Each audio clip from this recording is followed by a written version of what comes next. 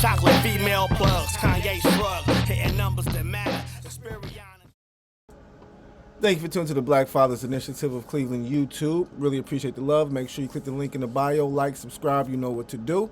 So, Sister Ali, Sister Shahrazard Ali. Basically, she's talking with the interviews with Happy TV, and pretty much what they're discussing. Well, the reason I wanted to review this is because she discusses really where the disconnect came between her and black women. See, I think one of the reasons why Sister Ali is really right now becoming very popular is first off because of social media, of course, but also because a lot of the older generation is either passed away or once again they're not into social media and stuff like that. But I can tell you that when she first started, okay, the people that really follow her were black men. Black women really had an issue with her, right? And she's going to explain this when I press play. But black women had an issue with her, as well as there was one thing that she said in her book that she wrote about. I believe it's called "The Black Man's Guide to Understanding the Black Woman," or it might be "The Black Woman's Guide to Understanding." It's one of those. But when she wrote that book, she put something in that book about a man can, sometimes a woman does need a slap in the mouth. And that in itself turned the whole black community against her in so many words. I'm not going to say every single black woman, but a lot of black women from there, that's when, a lot of the backlash started. But regardless, she's going to talk about, how it first started. Like what? Well, this is where you come from. What you doing now? Just a little bit something. Just a little something for me. I'm from Atlanta by way of Cincinnati, and I ended up in Philadelphia.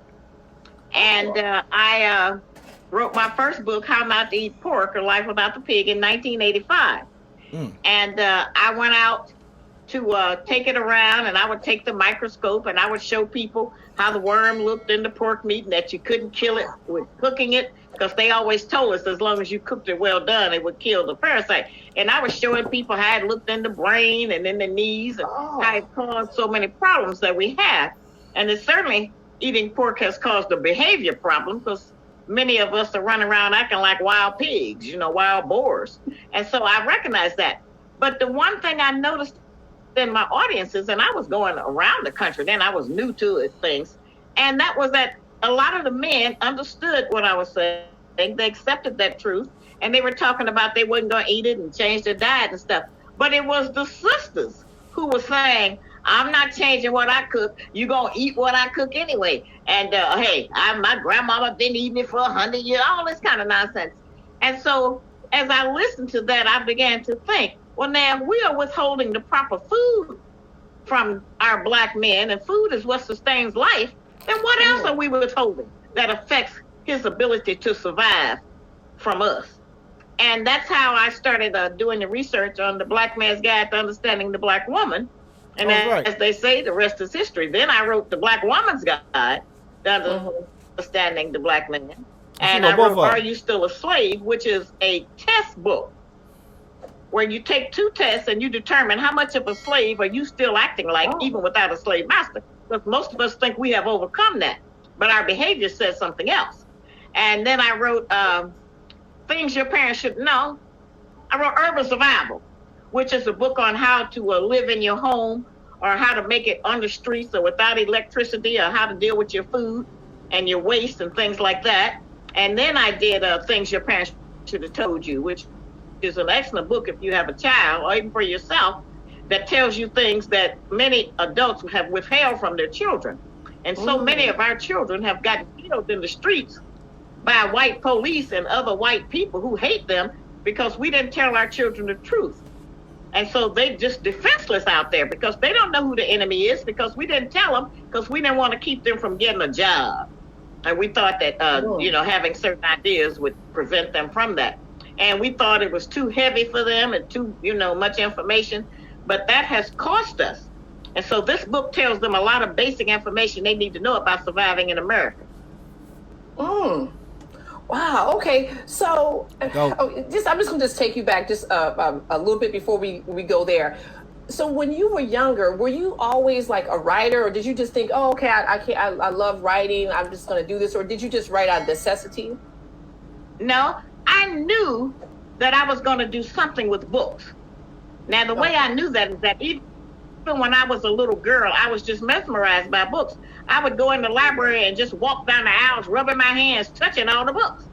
I would open them and see how they were made. I would take them apart. So I knew, I felt I was going to do, but I didn't know what I was going to do with a book. But I knew I liked books.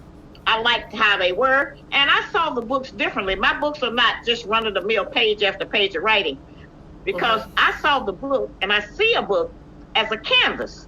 And you can put anything on that canvas you want to, pictures, names, anything. And so I did mine differently because I wanted to be able to really express myself on the paper of the book. But no, I knew I was going to do something with books, but I was very poor, and that was very far away. And so I think I used to go into the books in order to survive, to get ideas, to read about other places and do things. So I always knew I was going to do something with a book, but I didn't know. And then after my first husband died, I was sitting at the desk one day, and I was sitting at the desk, and I was broke, and we had spent the money, and I was trying to figure out what would I do. I didn't have anything, but my teacher always said, you have to make something out of nothing.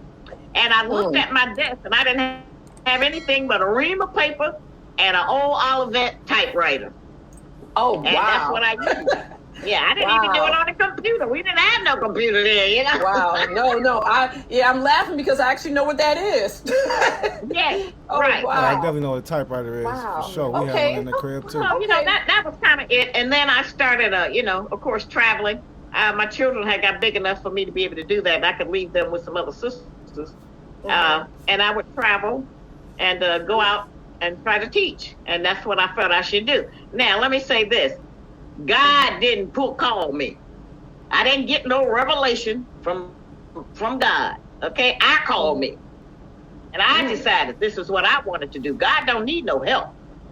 See? But I decided I wanted to do this out of my affection for our people and the poor condition that we are in and that we continue to be in today. It's just a more modern time, and things have changed. But change doesn't always mean better. Change just means different. And so things are different now, but we are still subjected to the same type of evil by these other people that we were, 30 years ago when I first came out here. Yeah, absolutely. Okay, so in terms of the you touched a little bit about it, but what inspired you to write The Black Man's Guide to Understanding the Black Woman? And the I just explained that. I went out and I saw how people were talking.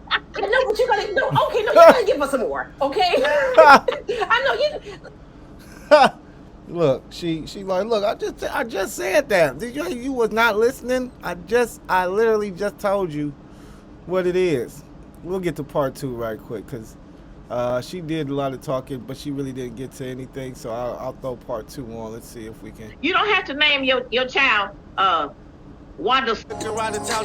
And so a lot of our younger women, they just get 3 or 4 abortions a year and use it for birth control because they're offered to us free. They're in our communities and a lot of things. And sometimes we don't even tell the men that we are pregnant.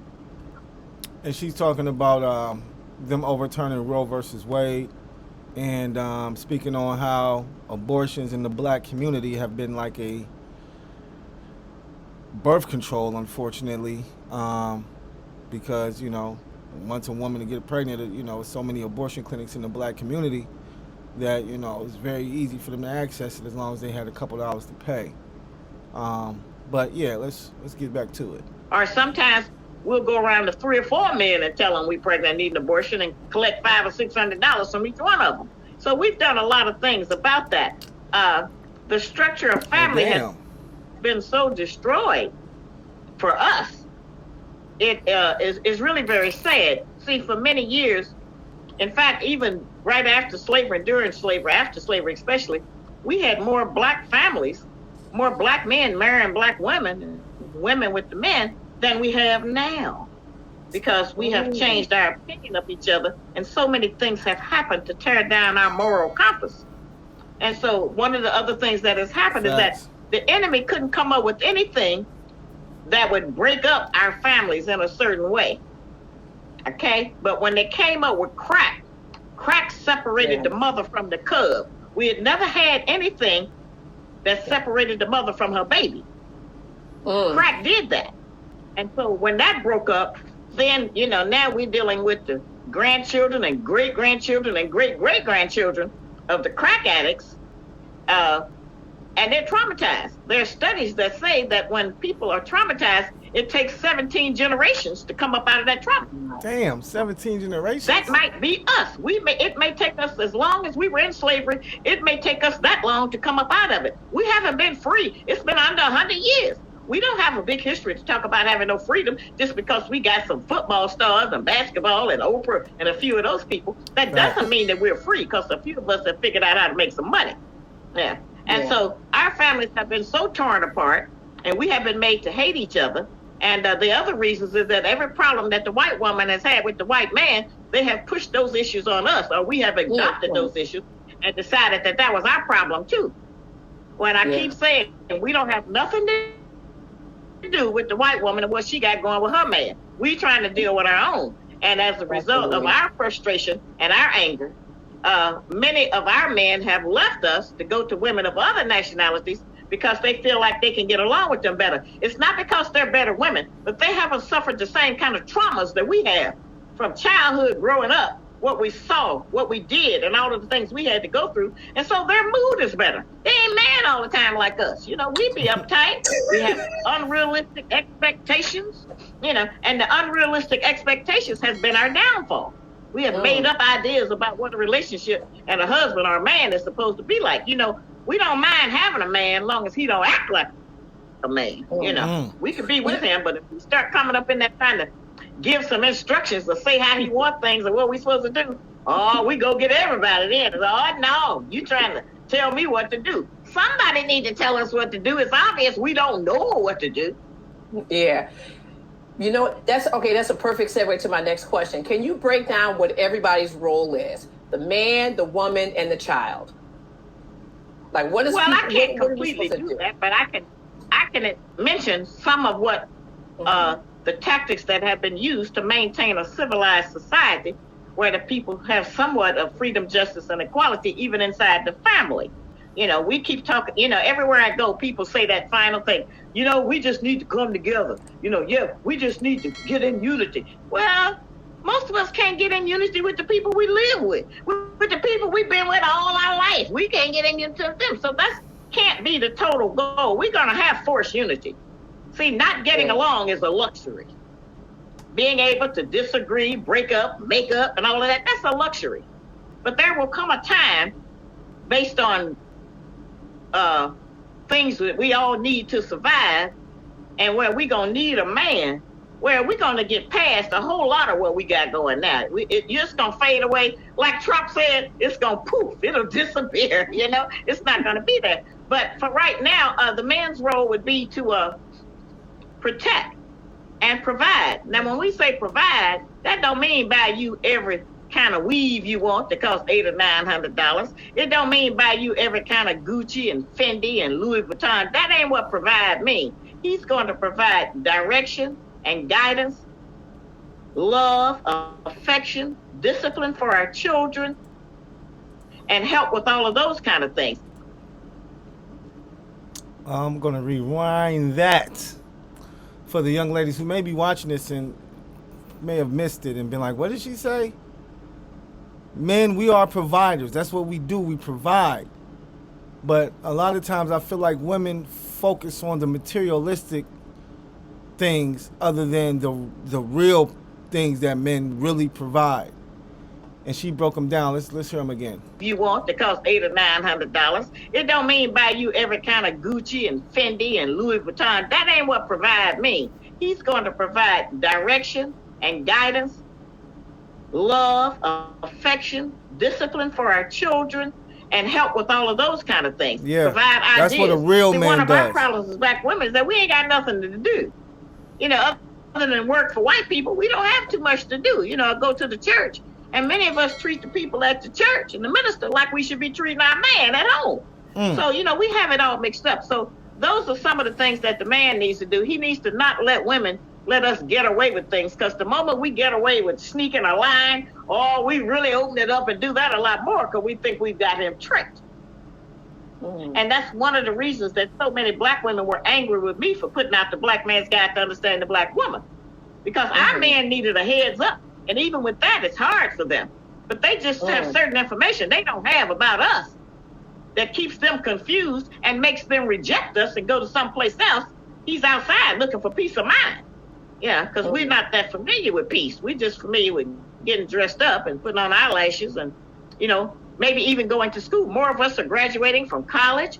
More of us are getting PhDs. We got good credit cards. We got a whole lot of things, but it hasn't made us happy. We're still sitting around talking about why we don't have companionship, which is the ultimate goal. It don't have to be marriage. It could just be some good companionship, because we're alone. Yeah. So with our women, one of the first things we need to deal with is nutrition.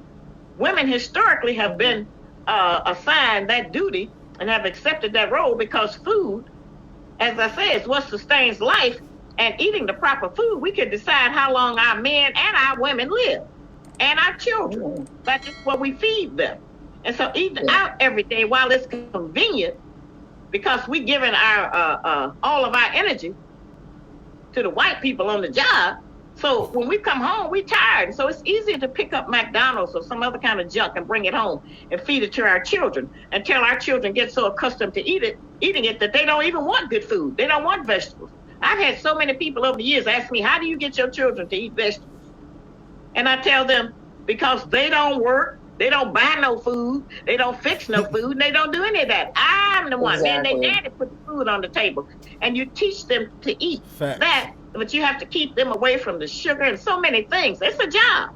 The farther away a woman works from home, the further away a woman works from home, the more the family suffers.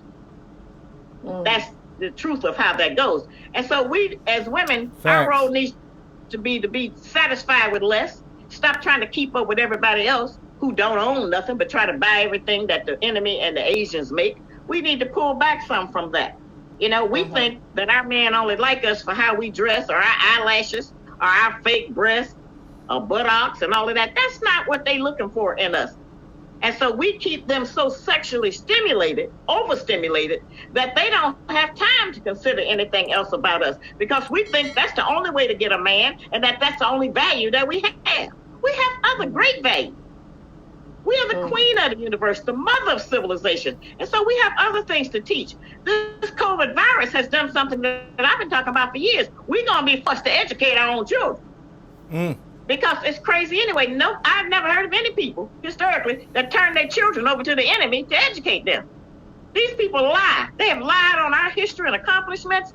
They have lied over every contribution we have made, not just here, but worldwide. They have claimed everything we have ever created. And so why would we give our children to them? So somebody asked me, and they were telling me, I'm not taking that virus, that shot. I'm not taking the vaccine. I say, why not? You give your children to them. Okay, you eat their food.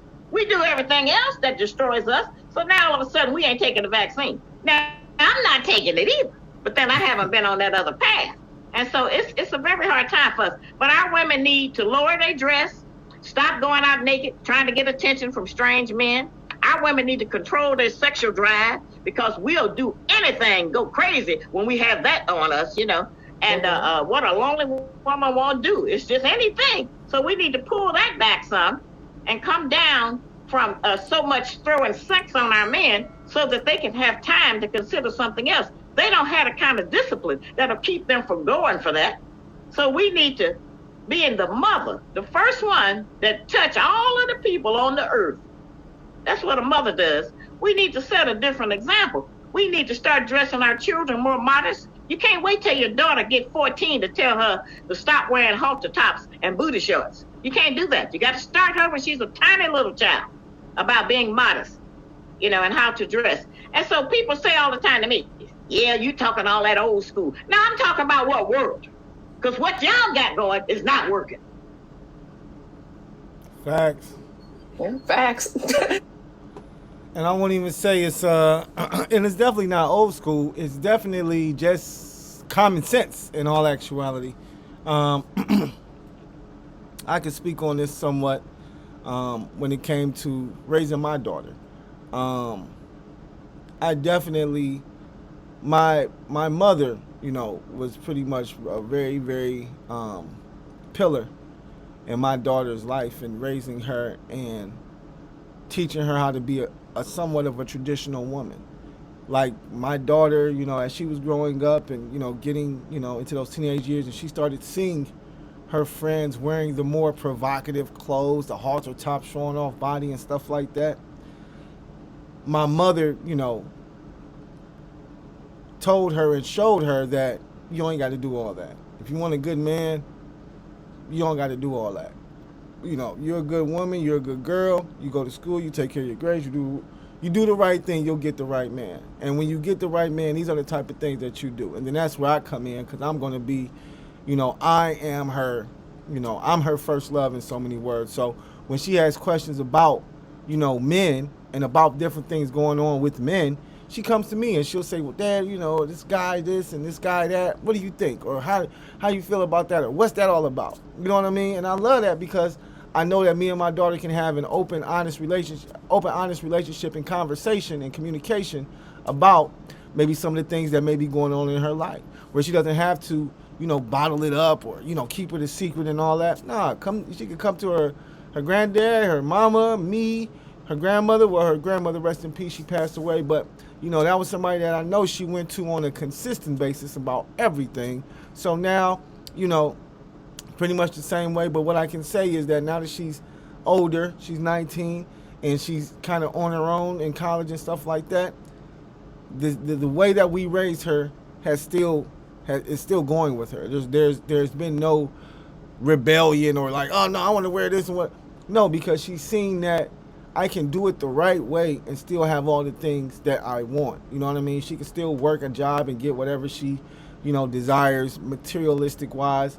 But she realized as well as if I want a good man who's going to treat me right and treat me the way I want to be treated, then I need to make sure that I present myself like a good woman. I can't present myself like a hoe or a slut or easy, because first off, that's not me. I'm not that. So I don't even want my daughter, you can't even approach my daughter with that type of rhetoric like, oh, what's up, ho? What's up?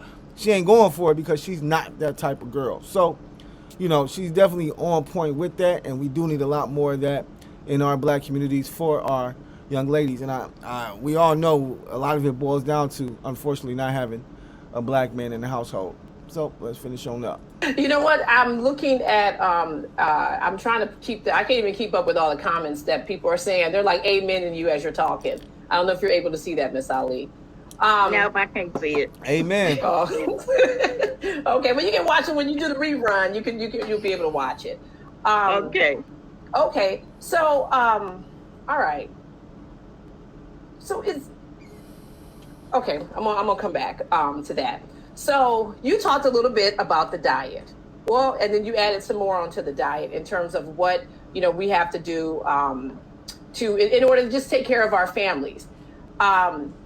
Is there anything else, or is there any other reasons why, or how the diet is important just for our families to be okay? Yeah, we can look around and see how it's important. Our women are overweight. We big and fat and try to convince somebody that looks good. Our men are overweight. Now you're talking about high blood pressure, diabetes, high cholesterol, heart disease. And so the stress of racism in this country already puts that on us. We're 17, 18 generations up from slavery. And as I said, that's why I wrote that book, Are You Still a Slave? To help us to understand that we're still practicing the same behavior. And we're not always forced to, but as long as we practice the same behaviors that we do and go for the things we go for, then the enemy understands that they still have control over us. The names, now that's something important. Most of us still carry the slave master's name. Our mothers didn't know any better. Our fathers didn't. Our grandparents didn't. And as I said, because the slave master took our names and culture from us during the slave enslavement process, we don't have to hold on to that. It's not an insult to my mother that I wanted my own name. She didn't know any better. She did what she knew. Well, now I'm doing what I know because I know more. I know better. I have a greater understanding of our condition and what it needs to be done to correct some of it. You know, but we need to stop using the slave master's name. We need to stop making up names. We got our own names all over the earth that we can use. You don't have to name your child Wanda Center. You know, we got all of this kind of stuff going on out there. You know, you don't have to name her Bridget. And a lot of things. We don't have to name our sons. I don't want to see another John or William. Okay? We don't need those. We don't need well, you know the names. Just all of the silly stuff we're doing. We need to look into the history since we're so eager to search what happened in Egypt or Kemet 5,000 or 6,000 years ago, which don't have no bearing on what we do today unless we can take those principles and turn them into success for us now. It don't matter what we know about what that was. They use certain set of principles. So we need to use that set of principles and maybe we can make some progress like they did. But learning all of that, it's of no value. It has not worked that if we knew who we was, we would do better. That's not true. There's a lot of people who know the entire African history and they can run it to you and they're not doing what they're supposed to do. Yeah. Yeah. Well, you know, here at Hopi, we are, that's a Hopi principle. Hopi is the ancient Egyptian name for the Nile River. And we are definitely creating the Nile River with everything that we're doing. So we are using history. We're using that principle of cooperative economics. You that's know, what and you that's have what, to do. yeah, exactly. You know, it's just like exactly what you're doing in terms of, you know, like we bringing you here so you can share your knowledge with everybody. And, you know, but I like your, you know, like, let's get up and do something. You know, so. All right, so yeah, so she went in on that one. She definitely went in. And I mean, like she said, man, I just wish there was a lot more women who did rock with her and who did understand where she was coming from. As well as, you know, when she talked about, you know, the black woman being, you know, like you're the one who, you know, fixes the food for the man. You know, you're the one who really, you know, woman is, like she said, the woman touches everybody first. The mom touches everybody first. Like, and I never even thought about it like that, but that is absolute facts. The mother touches everybody first. And she is a very powerful being. If you want to say the woman is God, I would not disagree with you. I mean, she is that powerful. But like she said, living in the society that we live in and putting us in the position that we're in, we have to get up out of it. That's why, you know, shout out to, I believe it's called Hereafter Farms. I believe they're in Atlanta. They're a black community, but they're self-sustaining. And I believe they do their own, like at this point in time, they're doing their own gardening. They have their own supermarkets and stuff like that. I believe they're starting their own bank. I know they already have their own community with houses, like small houses, not real huge houses, but small little houses that people can live in, you know, on a budget, I guess, or even just come live there and not live, you know, in white systematic society and come live here on this black farm where, you know, everything is pro-black. So, you know, hopefully within the next 10 years, that can really be maybe another Black Wall Street, another our first black city. Like maybe it becomes a whole complete city. You know what I mean? And it's completely black, you know, black-owned supermarkets, black-owned businesses, black-owned manufacturers, black-owned banks, black-owned schools. I mean, you know, black schools, black everything black. Because like she said, even when it comes to, you know, and it's crazy that she said it, but even when it comes to our kids getting an education, you know, they're getting education from the slave master. And there's nothing we can do about it. I mean, we can teach our own kids at home, but how are we going to do that when we're working 2-3 jobs trying to make ends meet and pay rent and keep food on the table? So they definitely know what they did. They definitely know what they're doing, but we're definitely in a position now that I think that a lot of black people are waking up. A lot of black people are understanding that their own power, and that, hey, you know, you don't have to do this. You can go another way. You can make another way for yourself. And I think that's what, you know, all this really boils down to, is just, you know, being positive, you know, coming together as black people. And like she said, it's not about getting along. We don't have to get along to come together and make progress. Yeah, I might not like you, you might not like me, but we both don't like our oppressor. So let's put our nonsense aside. Let's put our differences aside so that we can focus on the bigger picture. So once again, appreciate the love. Thanks for stopping by. www.blackfathersofcleveland.com. That's our website where you can see our nonprofit, see what things that we're doing in the community, in our city. We really appreciate the love. Peace.